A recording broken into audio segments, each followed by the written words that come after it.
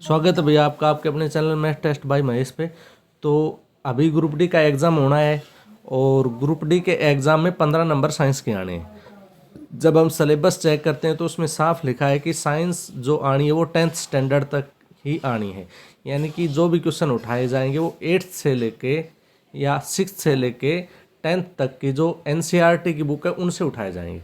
तो हमने क्या किया है कि एनसीईआरटी की बुक से क्वेश्चन कंपाइल किए हैं और उनको निकाल के आपके सामने लाए हैं और वो लेके आएंगे हम चैप्टर वाइज।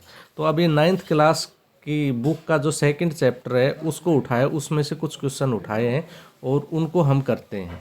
ठीक है, ये ही आने हैं, इसी से रिलेटेड क्वेश्चन आपके एग्जाम में आने हैं। तो चलिए देखते हैं ज़्यादा देर ना करते हुए। इस क्वेश्चन में कहता है निम्नलिखित में से कौन सा एक पदार्थ शुद्ध पदार्थ नहीं है।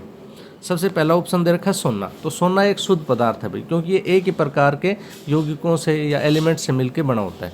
शुद्ध जल भी एक शुद्ध पदार्थ है, क्योंकि इसमें जो एक तो H2 होता है, एक O होता है। ठीक है, तो ये समान अनुपात में मिलाए हुए यौगिक हैं, इसलिए जल भी शुद्ध होता है। उसके बाद दूध होता है। दूध एक मिश्रण है भाई, कोलाइड मिश्रण कहते हैं दूध को। इसमें क्या क्या होता है, इसमें वसा होती है, प्रोटीन होता है, ठीक है, और इसके अलावा पानी होता है। तो ये क्या है, कोलाइड मिश्रण। इसको अशुद्ध मिश्रण माना जाता है। तो इसका राइट आंसर क्या हो जाएगा, दूध। ग्लूकोज क्या होता है, ये भी एक प्रकार का यौगिक है। जैसे इसमें होता है C6H12O6, ठीक है, ये होता है इसका सूत्र। तो इसी प्रकार के यौगिक से बना होता है, ये भी शुद्ध होता है। तो इसका राइट आंसर हो जाएगा दूध। तो चलिए देखते हैं अगला क्वेश्चन। चलिए भाई अगला क्वेश्चन देखते हैं। अगले क्वेश्चन में क्या है, जब एक वैज्ञानिक किसी पदार्थ को शुद्ध कहता है तो उसका क्या अर्थ होता है। नंबर फर्स्ट में दे रखा है कि उसमें कोई मिलावट नहीं है, यानी कि ये आसान भाषा में हम कह देते हैं कि किसी चीज़ में कोई मिलावट नहीं है तो वो शुद्ध है। जैसे घी है, घी में कोई मिलावट नहीं है तो वो शुद्ध है। लेकिन वैज्ञानिक भाषा में ये चीज़ सही नहीं है कि किसी में कोई मिलावट नहीं है तो वो शुद्ध है। दूसरा है उसके सभी कण समान रासायनिक प्रवृत्ति के। हाँ, वैज्ञानिक भाषा में अगर किसी चीज़ को शुद्ध बताना है तो उसकी डेफिनेशन होगी उसके सभी कणों की रासायनिक प्रकृति समान है, इसलिए वो क्या हो जाएगा, शुद्ध। पीने योग्य है या ठोस अवस्था में है तो ये चीज़ मैटर नहीं करती। अगर वैज्ञानिक परिभाषा में किसी को शुद्ध देखना है या बताना है तो उसके लिए हो जाएगा उसके सभी कण समान रासायनिक प्रकृति के हैं। तो ये था सेकंड क्वेश्चन। अब नेक्स्ट क्वेश्चन देखते हैं। अगले क्वेश्चन में पीतल किसका मिश्रण है। देखो पीतल किसका मिश्रण है ये बताना है। जिंक या लोहा, नहीं, पीतल जिंक या लोहे का मिश्रण नहीं है। तांबा या सोना, तांबा या सोना का मिश्रण नहीं है। तांबा और सोने का ज़्यादातर यूज होता है आभूषण बनाने में, ये याद रखने लेना भाई। आभूषण बनाने में तांबा और सोने का यूज होता है। पीतल किस चीज़ का है, जिंक या तांबा। हाँ, ये इसका राइट आंसर हो जाएगा। पीतल में अक्सर 30% तो जिंक होती है भाई और 70% क्या होता है, तांबा। ठीक है, और उस मिश्रण को बना के क्या बनता है, पीतल। लोहा और क्रोमियम नहीं, लोहा और क्रोमियम नहीं है। लोहा और क्रोमियम से स्टेनलेस स्टील बनता है, स्टेनलेस स्टील बनता है। ठीक है, लोहा और क्रोमियम से स्टेनलेस स्टील बनता है। तो इसका राइट आंसर हो जाएगा क्या, सी, जिंक और तांबा। चलिए देखते हैं अगला क्वेश्चन। चलिए भैया अगला क्वेश्चन देखते हैं। निम्नलिखित में कौन सा विलयन का उदाहरण नहीं है। इनमें से विलयन कौन सा नहीं है ये बताना है भाई। सबसे पहला आता है नींबू पानी। तो नींबू पानी भी एक विलयन है भाई, ठीक है। इसमें दूसरा है सोडा वाटर। तो सोडा वाटर भी एक विलयन है, क्योंकि इसमें क्या होता है, कार्बन डाइऑक्साइड में पानी मिला होता है तो इसलिए विलयन होता है। ठीक है, नींबू में पानी में नींबू मिला होता है तो इसलिए ये विलयन है। हवा और ये सैमांगी मिश्रण होते हैं भाई। एक मिश्रण होता है विषमांगी और एक होता है सैमांगी। तो ये सैमांगी मिश्रण होते हैं ये विलयन। हवा क्या है, ये भी एक विलयन है, क्योंकि इसमें ऑक्सीजन होती है और नाइट्रोजन होती है। ठीक है, ऑक्सीजन और नाइट्रोजन होती है, इसलिए ये भी विलयन है। कोयला क्या है, कोयला विलयन नहीं है। ठीक है, तो इसका राइट आंसर क्या हो जाएगा, कोयला। कोयला ठोस का विषमांगी मिश्रण है। ठीक है, ठोस का विषमांगी मिश्रण है, इसलिए इसको विलयन नहीं माना जाता है। तो इसका राइट आंसर हो जाएगा कोयला। अगला क्वेश्चन में क्या कहता है, विलियन के कणों का आकार कितना होता है। देखो विलियन के कणों का आकार कितना होता है, तो विलियन के जो कणों का आकार है वो बताना है। इसमें 4 ऑप्शन दे रखे, 1 nm से कम। तो विलियन के कणों का आकार होता है 1 nm से कम। ठीक है, 1 nm मतलब 10⁻⁻9। ठीक है, मीटर। 1 nm ये होता है।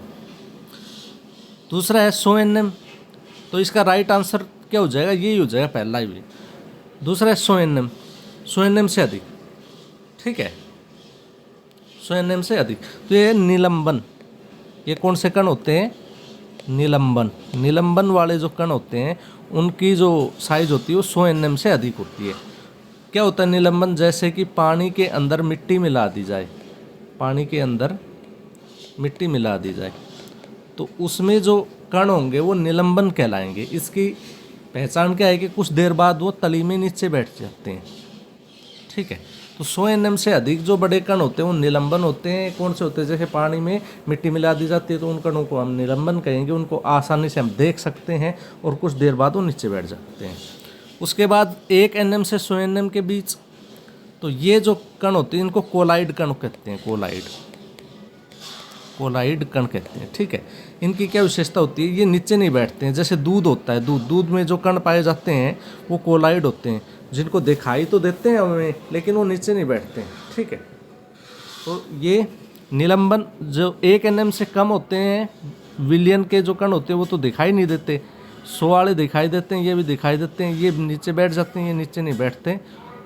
और नग्न आँखों से दिखाई देने योग्य, तो नग्न आँखों से दिखाई देने योग्य निलंबन भी होते हैं और कोलाइड भी होते हैं। तो ये था भाई इसका राइट आंसर। चलिए आगे बढ़ते हैं। चलिए भाई देखिए आगे बढ़ते हैं, अगला क्वेश्चन करते हैं। टिचर आयोडीन में विलायक क्या होता है, ये बताना है। देखो इससे पहले 3 चीज़ नोट कर दो। एक तो होता है विलय, एक होता है विलायक और एक होता है विलियन।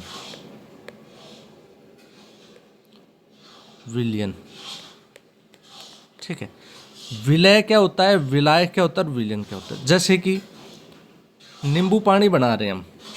ठीक है, नींबू पानी बना रहे हैं हम, तो इसमें नींबू हो गया, नींबू का रस हो गया और दूसरा पानी हो गया।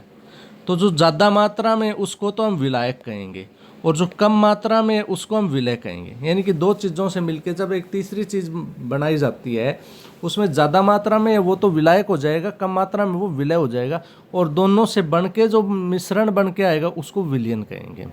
ठीक है, तो ये होता है। अब इसमें देखते हैं कि टिचर आयोडीन में विलायक कौन होता है, यानी ज़्यादा मात्रा में कौन सा होता है। क्या पानी होता है, नहीं पानी नहीं होता। क्या आयोडीन होता है, नहीं, आयोडीन विलय होता है, कम मात्रा में होता है आयोडीन कम मात्रा में होता है, विलय होता है आयोडीन। ठीक है, एल्कोहल, हाँ एल्कोहल विलायक होती है क्योंकि ये ज़्यादा मात्रा में होता है। तो इसका राइट आंसर क्या हो जाएगा, सी। चलिए भाई अगला क्वेश्चन देखते हैं। अगले क्वेश्चन में कहता है एक ऐसा मिश्रण जिसमें विलय कण घुलते नहीं है बल्कि माध्यम से निलंबित रहते हैं, क्या कहलाते हैं। देखो घुलते नहीं है लेकिन माध्यम से निलंबित रहते हैं, क्या कहलाते हैं। देखो संतृप्त विलयन, निलंबन, कोलाइड या मिश्र धातु। ठीक है, संतृप्त विलयन क्या होता है, जिसमें कण बहुत ही छोटे होते हैं, नग्न आँखों से दिखाई नहीं देते और आसानी से गुड़ जाते हैं। ठीक है, जैसे पानी में चीनी मिलाओगे तो वो आसानी से गुड़ जाएगी, वो कण दिखाई नहीं देंगे। पानी में चीनी मिलाओगे उस विलयन को क्या कहेंगे, संतृप्त विलयन। ठीक है, निलंबन जैसे मैंने बताया था पानी में मिट्टी मिलाओगे तो वो जो विलयन होगा वो निलंबन कहलाएगा। उसमें कण बड़े होते हैं, घुलते नहीं है और बाद में नीचे बैठ जाते हैं। कोलाइड क्या होता है, दूध जो मिश्रण है, दूध जो वसा, प्रोटीन और पानी का मिश्रण है वो कोलाइड मिश्रण कहलाएगा, दूध। ठीक है, और मिश्र धातु तो अलग चीज़ हो गई। तो इसका राइट आंसर क्या हो जाएगा भाई, निलंबन, पानी और मिट्टी। तो राइट आंसर निलंबन हो जाएगा इसका। ठीक है, चलिए अगला क्वेश्चन देखते हैं। चलिए बढ़ते हैं अगले क्वेश्चन की तरफ। अगले क्वेश्चन में क्या कहता है, निम्नलिखित में से कौन टिंडल प्रभाव प्रदर्शित करेगा।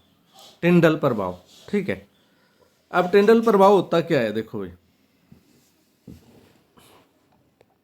जैसे कोई द्रव्य है हमारे पास और उस पर कोई रोशनी मारी गई, रोशनी मतलब लाइट, अगर वो लाइट के कणों को फैला देता है, स्कैटर कर देता है, स्कैटरिंग ऑफ लाइट कहते हैं, तो उस स्कैटरिंग को ही टिंडल प्रभाव कहते हैं। यानी कि इसने कणों को फैला दिया तो उसको टिंडल प्रभाव कहते हैं।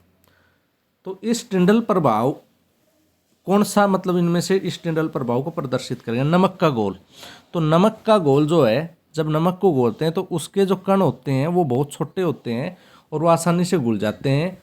तो छोटे कणों के कारण स्कैटरिंग नहीं होती, तो ये टिंडल प्रभाव नहीं प्रदर्शित करेगा। कॉपर सल्फेट का घोल ये भी नहीं प्रदर्शित करेगा। दूध, हाँ, दूध के जो कण होते हैं वो 1 nm से 100 nm के बीच होते हैं, ठीक है। तो ये बड़े कण होते हैं। ये मान लेते हैं ये दूध का जार था, इसमें दूध था, तो जब इस पर लाइट मारी जाती है तो ये जो कण हैं ये फैल जाते हैं, तो फैलने के कारण वो टिंडल इफेक्ट दिखाता है। तो दूध के कण हैं जो वो टिंडल प्रभाव को दिखाएंगे। चीनी का घोल है, इसके कण 1 nm से कम होते हैं, जो आसानी से नंगी आंखों से दिखाई नहीं देते। छोटे कण होने के कारण वो लाइट को स्कैटर नहीं करते और टिंडल प्रभाव नहीं दिखाता। तो ये भी इसका राइट आंसर नहीं होगा। इसका राइट आंसर हो जाएगा दूध।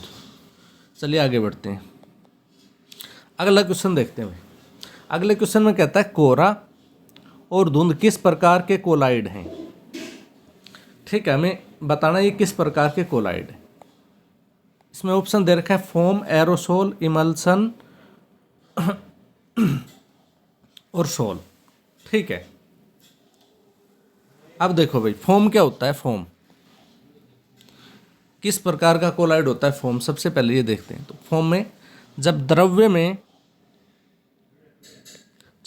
में गैस मिल जाती हो, ये ध्यान रख लेना भाई, द्रव्य में गैस मिल जाती हो, उस कोलाइड मिश्रण को क्या कहते हैं, फोम। जैसे शेविंग क्रीम, जो शेविंग क्रीम होती है, शेविंग क्रीम होती है, फोम का होता है। एरोसोल क्या होता है, जब गैस में द्रव्य मिल जाता है तो एरोसोल कहलाता है। जैसे फोग हो गया, कोहरा हो गया या धुंध हो गई, ठीक है, इसको एरोसोल। तो इसका राइट आंसर क्या हो जाएगा, एरोसोल। इमल्सन क्या होता है, जब द्रव्य में द्रव्य मिलता है, द्रव्य में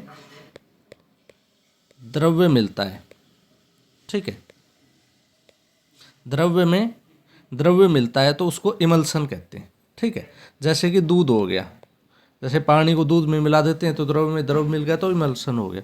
सोल क्या होता है, जब द्रव्य में ठोस मिल जाता है, जब द्रव्य में ठोस मिल जाता है,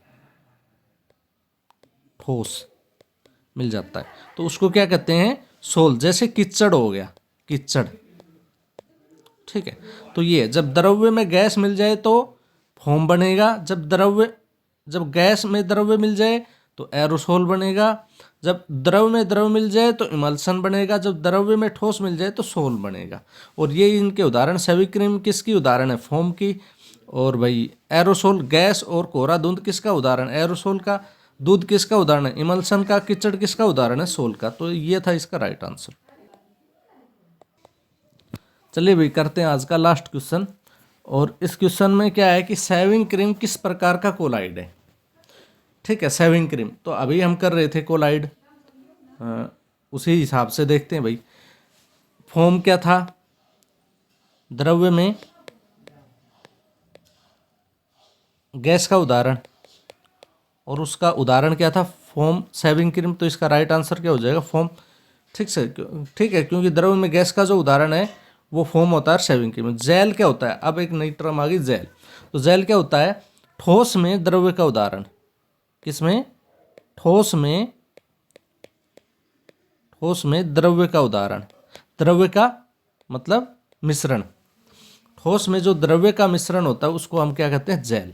एरोसोल क्या होता है, द्रव्य में द्रव्य का। सोल क्या होता है, द्रव्य में ठोस का। तो ये अभी हमें बात की थी। तो ये भाई एक प्रकार की डेमो क्लास थी। अगर आपको अच्छी लगी तो इसको लाइक करना, चैनल को सब्सक्राइब करना, कमेंट करना और बताना ताकि अगली वीडियो डाल पाएँ। ये इसमें सिर्फ 10 इंक्लूड किए हैं, आगे जो वीडियो डालेंगे उसमें 25-25 क्वेश्चन का सेट बनाएंगे।